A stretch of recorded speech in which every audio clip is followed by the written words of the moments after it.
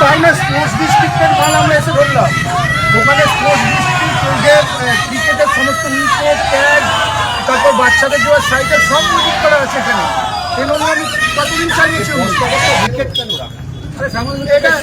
এটা শ্যামল মিত্র প্রেসিডেন্ট এবং অরূপ রায় জানে কেন রাখা আছে। এটা অরূপ রায় বলতে পারবে কেন রেখেছেন, উনি পরে বিক্রি করার জন্য রেখেছেন। এটা নিয়ে আমরা এফআইআর করবো, ইমিডিয়েট যাবো, এটাকে এফআইআর করাতে হবে। সাধুকা পানবে না মুদ্রা সরকার থেকে আমার কাছে সমস্ত বিধায়কদের কাছে তার ঈদের সময় এবং পুজোর সময় তার সামগ্রী আসে গরিব মানুষকে দেওয়ার জন্য। তো এবার ঈদের সময় আমার কাছে জামা কাপড় এসেছিল, ত্রিপল এসেছিল এবং কম্বল এসেছিল। কম্বল তো গরমকালে দেওয়ার নয়, শীতকালে দেওয়ার।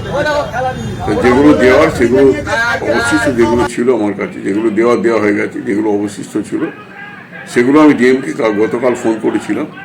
ডিএম আমাকে বলেছেন যে আপনি পাঠিয়ে দিন, আমি আমার গোডাউনে রেখে দেবো, আপনি যথাসময়ে আপনার সময়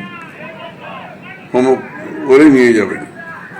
তা সেই অনুযায়ী আজকে গাড়ি এসেছিল, আজকে পাঠিয়ে দেওয়ার কথা। আজকে গাড়ি এসেছিল, গাড়িতে লোড হচ্ছিল, সেই সময় বিজেপির কর্মীরা এসে নানা আটকে দেয় গাড়ি এবং তারা বলে ডিএমের লোক না এলে আমরা এরা ছাড়বো না।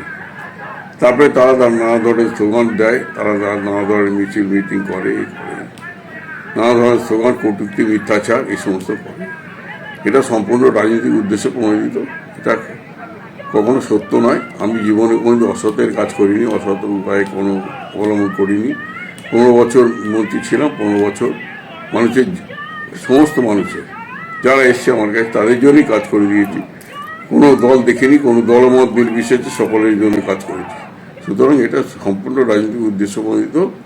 আপনাদের সকলকে অভিনন্দন জানাই, সকলে ভালো থাকবেন।